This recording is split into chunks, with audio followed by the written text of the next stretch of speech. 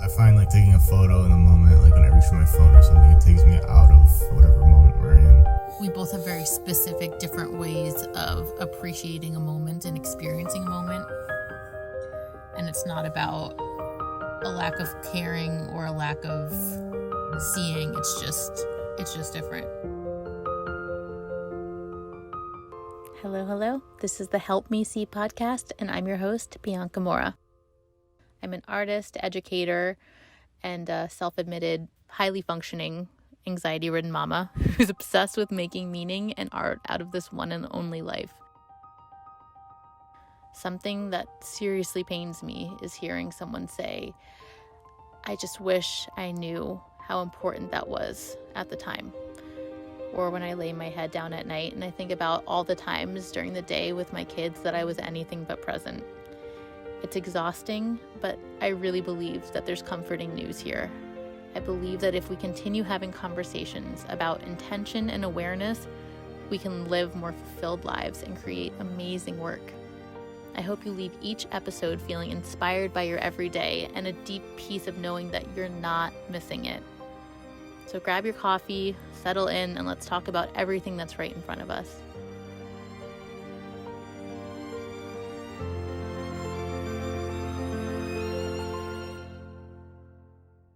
So if you're here listening to this podcast, chances are you're looking to capture more of the goodness that happens in your day-to-day. I made a freebie just for you. It's called See Nostalgia Now. 3 ways to save your memories before they're gone. In this freebie, I detailed some of the strange, unique ways I have chosen to document my memories throughout the years. This PDF is meant to give you simple, easy to implement tools to capture your day-to-day without taking you out of the experience. Some of them are really simple things that you might already do in your day-to-day, like screenshotting your FaceTime sessions with your families. And some of them might be a little strange and things you hadn't thought of doing, like secretly recording you telling your partner that you're pregnant and then not showing him until a year later. Either way, head over to www.biancaleamora.com and sign up so that you can get the freebie and start finding unique ways to document your day-to-day. I can't wait to hear which tools excite you the most and what you choose to document with it. Welcome to another episode of Help Me See.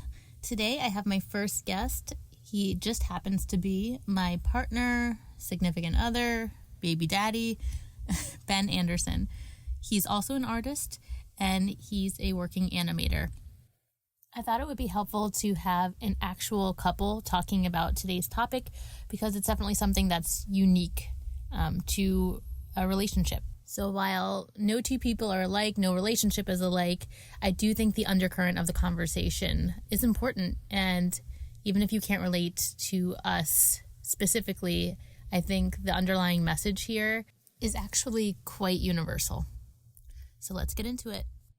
So today, we're talking about the hot button topic of why mamas are never in the picture. I realize this is a wild generalization, but I will say it is one of the most common remarks and replies that I've gotten to anything I'm posting.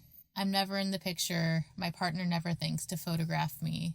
So I have my partner on to discuss this because we're no stranger to this conversation. I do feel like it's a little bit skewed because in our situation, I am a photographer and I do obsessively do this on my own, but the sentiment is still there of why is it that you don't naturally think to photograph me with my kids or just in life in general?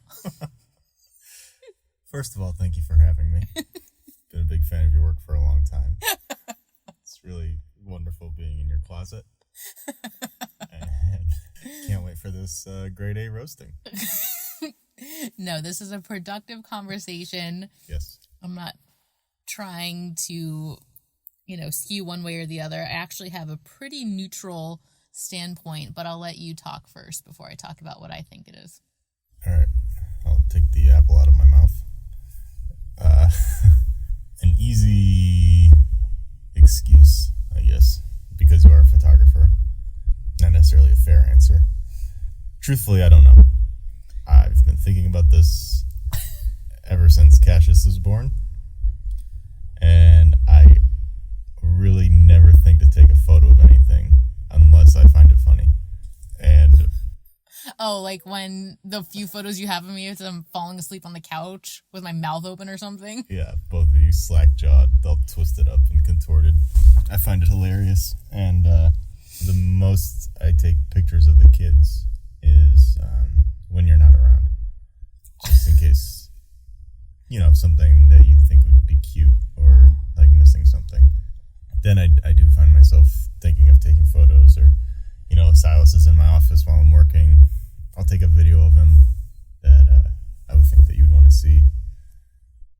So that's interesting, because that means that when you're taking pictures, it's for the immediate. Like, even when you take pictures, you're not taking pictures thinking, I'll want this later. You're taking pictures thinking, oh, this is happening right now, and she's not here right now to see it, so she's going to miss it. So that's why you're taking it. It's just for you. Yeah. Mm-hmm. More than myself. Well, then if it's for me, why do you think, even though we've had the conversation about, I wish that you would think to take pictures of me more like candidly and naturally, like the way I do with you, why don't you think to do that for me when I'm in the room? I don't know. Yeah, I really don't have an answer for that. So I'd say that so what is your instinct like when me and the kids are doing something? Why do I think to do it? Yeah. I think that I just forever have like double lenses in my eyes about I'll want this later, or I don't know. I feel like I'm more sensitive to witnessing something. And I don't think that that's a gender thing. But I do feel like it speaks to your ability to be truly present and my inability to be truly present. And I just wonder if that's more of the conversation. Mm-hmm. Like when I will say that when I do take my phone out, like in the middle, like if we're having a moment as a family, when I take my phone out, it does remove me from whatever's happening. Mm-hmm. Immediately. The second I think about my phone, I'm not there anymore. I'm not present. Mm-hmm. And I almost find that for me, it's like an itch that needs to be scratched. Like if something's happening that I want a photograph of, it's almost like I can't even pay attention until I get the photo, which is not good. That's another reason why I wanted to have this conversation, to try to steer it in a more productive way, because I do feel like sometimes, and I'm totally guilty of this, sometimes it feels like the narrative is you don't care as much, or especially when, you ask to do it more often and you just don't think to do it. But really, I do think that there just needs to be a recognition that you can't impose your way of processing a situation on someone else. This is so special to me. Why wouldn't you think to take a picture? It's just not natural for some people the way other tendencies are and aren't. I'll also say that the photos you do take and looking back on them is one of my favorite things in life. Especially it's just like a mundane weekday and I'll be working and all of a sudden Apple collage thing will come up on like a moment or a memory. And it's like when you had my phone and we were out, especially like when we were in San Francisco and we're at the beach or something. And it's like on this day, 2019, us playing with Cassius at, the Marina Green or at Chrissy Field. That's amazing. And that's something that I do wish I could contribute to more. I don't want to necessarily say break a pattern in my day-to-day being. I would like to add to it, contributing to family documentation. I feel like some of my favorite paintings I've done are of photos that were taken of the kids. I did take, again, a ton of pictures when you were in labor and when you had the kids, when you first gave birth to them. Again, because you were missing it all because you were in the middle of it. And so I would take a bunch of pictures. Those are also my favorite paintings I've ever done of the kids. And maybe that's some way of me justifying my lack of moment in time documentation. I process things much better when I'm like painting or drawing something than when I do photographing something. Like when you say you can't really see something until you take a photo of it, I've never seen something as well as when I draw it or paint it. It really makes me like focus on, just the little things like the way a light would hit Cassius's baby bone structure, things like that. I think it's just a different way, different medium of thinking of a moment. And maybe mine is almost a little more romanticized, whereas yours is, you have such a great documentarian eye and way of capturing things naturally in the moment, kind of raw. Mine's kind of like this fairy tale in my head that I like to jot down. But it's not a fairy tale. You don't have a whimsical. It's a documentary interpretation of the moment, but it's obviously painterly. I think maybe everybody has that part of them that I don't know, everybody paints or even considers themselves a photographer or an artist. Definitely people have a more sensitive way of capturing something, and maybe that's something worth exploring if people find themselves struggling. That's a huge reason why I'm putting out the podcast and why I'm working on like the freebies that I am. I don't want it to be artist quote unquote exclusive thing. Like This is all just about seeing and recognizing and processing, and it's not more is better, and doing it more often is better. It's just the intentionality about it. And I feel like even what you're saying, like the way that you process moments, it's like a long form of it. It's not snapping a picture. It's painting that moment. Like when I was in labor, you had time, so you're painting it. But it's also, it kind of echoes what we're talking about, how you get deeper into being present through painting that moment. Like I said, I find like taking a photo in the moment, like when I reach for my phone or something, it takes me out of whatever moment we're in. But then doing paintings of the pictures that you took while I was being present, and then reflecting on that comes out emotionally painting. It's like a hindsight remembrance, because then I get to live it again. And then even when I go back to it, I can see it in more detail. It's funny. It's like a collaborative remembrance. Yeah. Again, maybe that's not super relatable to a lot of people, but I think there is something, falls into a larger umbrella of the way people remember things.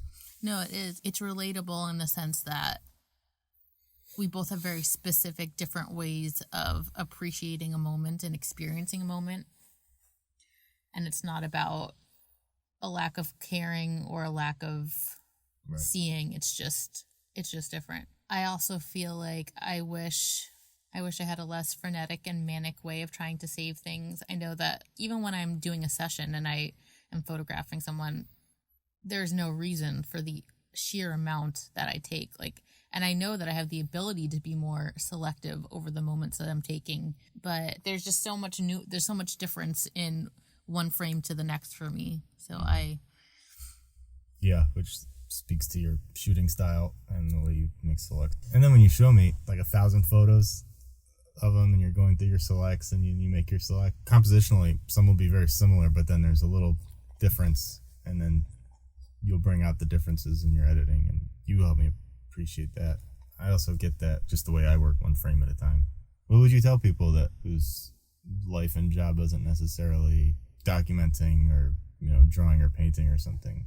That's something I'm struggling with, and I've been thinking about all week leading up to this. Maybe it is just having a conversation and making people more mindful of capturing family moments. Yeah, it's the awareness. That's why I even wanted to do this podcast. That's why that I'm creating the online courses and stuff that I'm working on. It's not, my goal is definitely not, and I'm very sensitive to this. I don't want the effect to be you're always in your head thinking, I should have taken more photos, because that's not it. In fact, I want to do less of that. I want to take less photos because I want to have a richer, deeper experience in the moment. I just want people to be able to see the nostalgia in there now. And I keep saying that, but I don't know another way to say it. The reason why I'm able to see the moments is that I kind of see them rose-colored and hazy when they're happening. I just want people to see that. When you're saying that you enjoy a moment so much that you know that if you take your phone out, you take yourself out of it. And I respect that, and I appreciate that you don't then, because I would rather you experience the moment more than always have a documentation of it or of me. But I feel like it's definitely enough to know that you're seeing it in that way. No, just being in the moment and knowing, I would love a picture of this. And even if you choose not to take the picture, I feel like that's enough to like embed it a little bit more in your brain. Mm-hmm. And that way you can be more intentional next time where you're like, you know what, this time I'll take a photo. Mm-hmm. Just the intentionality around it is what's important. And actually hold a deep value in, like, you know, if we're going somewhere, and I tell you all the time how pretty you are. I say, you look so beautiful. Yeah. And that's honestly, I do that. It's extremely selfish because I look at you and I go, I want to remember you this way forever. You know, So and all these like different chapters, but when I say that, it like gives me like an image, emotionally to you as you are, and it's something I can, you know, look back on my mental hard drive. Yeah, it's like a verbal shutter button. Yeah, that's exactly what it is. Yeah, and I mean it. It's I mean, you usually say that when I am the most disgusting. No. You really.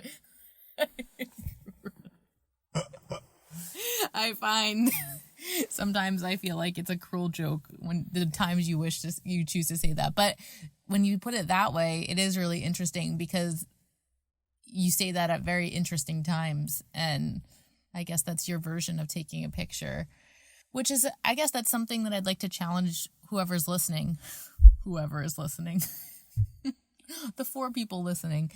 Instead of getting impatient or frustrated or offended at why your partner isn't documenting you when you want to be documented, it's kind of like a love language conversation. It's like, can you think about a different way in which, like, what's your partner's version of being in a moment? And that's not to discount, like, of course, like, we all deserve to have photographs of ourselves being candid. And yes, like, if that's something that's important to us and we're not getting it, that's something that we should be asking our partners for to be more mindful of. But like taking accusations out of the conversation, you know, like what is it that you think is your partner's version of seeing you, appreciating the moment? You know, is it a compliment or like a random I love you in a moment where it was just out of nowhere? The most sincere examples of this happen out of nowhere. Some of my favorite moments have, and it's interesting how that has evolved over the last 13 years. I like the realist moments. We can like lean on each other in a moment of chaos. Now the chaos is so much crazier than it was. Now that we have children at stake, like we're really good about communicating. When we're getting in the car and both the kids are screaming and Cassius is kicking and he's having a meltdown. And then before we walk out of the house, you know, we just have this little moment. And you looked at me and you said, I see you. Oh, let's plug. We need to plug Joy Prouty and Donny Prouty have this amazing course that we took. Oh my gosh, the name escapes me. Presence. The family presence course. I'll have to put a link in the show notes. But yeah, we took that course and it's beautiful. I believe we were the first go of that course. The founding whatever. But it's just all around like just being more intentional and finding intention in your family chaos. And like one of the exercises she had us do is it's just saying, I see you. What was it? I see you. Yeah, it's like, I see you, I see your light. I see, yes. Yeah. I see the light in you. And at this point, it's not sarcastic, but it's hilarious the times we choose to say it. Yeah, well, that's kind of the good thing about the course. Like, even if we didn't necessarily do all the exercises, it was in our brain and things would kind of get crazy in the back of your head and it would just come through at odd times. And yeah. Anyway, we were getting in the car and we were going somewhere and the kids were having, simultaneous meltdowns and the dog was a freak. And Bianca says to me, I see the light in you. And I responded with, that's weird because my soul is completely black. Yeah, but it definitely adds levity in the moment. But again, it's the same common thread of the conversation. It's just like being able to slip into, even for just a split second, an acknowledgement of the moment. That's really what we're wanting when we're saying, I want pictures. The deeper wanting in that is an acknowledgement of the moment. Like, and I see you, I appreciate this, like, this is special, you're worthy of this photo, you're doing a good job. Like, that's all that it is. So I think that a lot of the animosity or the tension in this dynamic of why don't you blank can be eased with just thinking about, like, what are the other ways that your partner does that for you? Because before this conversation, I guess I was thinking, I already knew that it was a matter of you're present in a different way than I'm present, and I'm jealous of the way you're present. I wish I could be more like that. So I'm still frustrated. I still wish that I had more natural moments of myself, but I know that just asking you for that will lead to eventually one or two times where you might do that. I feel like deep down I might have known and felt that when you say sweet things out of nowhere, like, that is your version of that. Just having that said out loud feels so much more solid and like a itch that's been scratched. Like, yes, that is what that is. And it even more lets the air out of any sort of frustration I might feel about you not taking pictures of me. It's all about awareness, setting yourself up for an awareness. Like, just listening to this podcast episode, even if you do nothing physically, even if you don't take a picture today, just having it buried in the back of your mind might help you see in that different way. And that's what everything is. That's what choosing to take a course, like, a course is only, as long as it takes you to complete it. But what you're really paying for and hoping for is a transformation in that I will now see things differently. Does that conclude another episode of Help Me See podcast? I don't know.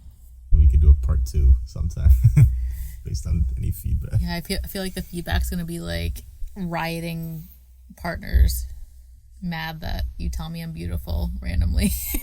They don't do that. But they do things in other ways. People do things in other ways. My love language, and I can't even say that without being sarcastic because it gives me the douche chills, but my love language is verbal and service. But some people don't put weight or validity to some kind of verbal communication. What I'm not great at is stopping by and getting flowers or something. I don't think of doing like the gift giving. I'm very bad at that. It has to be like an event or like a holiday or something. That doesn't cross my mind the same way like taking a photo in the moment doesn't cross my mind. And that's funny because, well, I know that and I'm at peace with that. I feel like getting a gift on an off cycle, like not an event, is the sweetest thing because that's how I view pictures. Photographs of events, life, quote unquote, milestones, whatever that is. Of course they're important. Of course I want them, but to me they're not.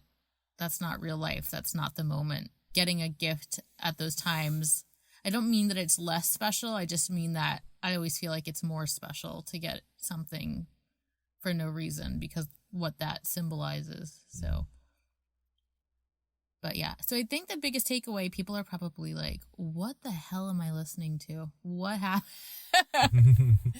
I think the biggest takeaway for me, plot twist, is that it's not a conversation about what can I do to get you to do this more. It's a recognition of what is your version of this. And just having that conversation creates the awareness to hopefully get a few pictures here and there. And hopefully spark some couple conversations. Never hurts to continuously try and figure each other out. Yeah. Photographs or the act of taking pictures is not proof that you care more than someone else. That's just your version of appreciating a moment. So it's not like a badge of honor saying I took a picture of this moment. It's just what the intention is behind it and how that comes out. Can we talk about how it was really hard to start this conversation? To sit down in a closet and talk to each other? It's like the same crossing of personal and work life. If you ever have like an interview or a professional phone call, you have to be away from your significant other in the car or something. Yeah. It's really hard to have a merging of the two worlds. It's like how I feel about this podcast, how if I could, I wish I could ban all of the people that are closest to me from listening to this. Why is that? And it feels so vulnerable and uncomfortable for the people you love most to listen to you bearing your soul. And it makes no sense, but it's so widespread. I don't even think you've listened to the first episode. You told me not to. I did tell you not to, but who listens to that? Who actually listens? Will you listen to this episode? No, because I'm on it. Like Johnny Depp, I've never seen my work. I'll never will. It's like, no, I actually can't. I'm in physical pain. Okay. Well, I think we made some headway. I hope so. With every passing episode, this being the second one, I feel like no one's going to come back. Who wants to hear this? Okay, well, thank you for being my first ever podcast guest. Thank you for having me. And maybe I'll invite you back, possibly, if you're lucky. Well, I feel very lucky right now. I love you. I love you.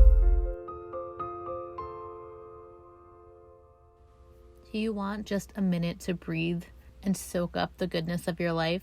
My newest offer is as simple as pointing to all of the videos you've already created and saying, look, it's right here. It's all right here. Send me your favorite home videos that you've taken on your phone, and I will send you back your own home video montage that reminds you that your life's highlight reel is happening every single day. Visit biancaleamorra.com to learn more. And if you like the podcast, give it a subscribe and feel free to leave a review. Thanks, and I'll catch you next time.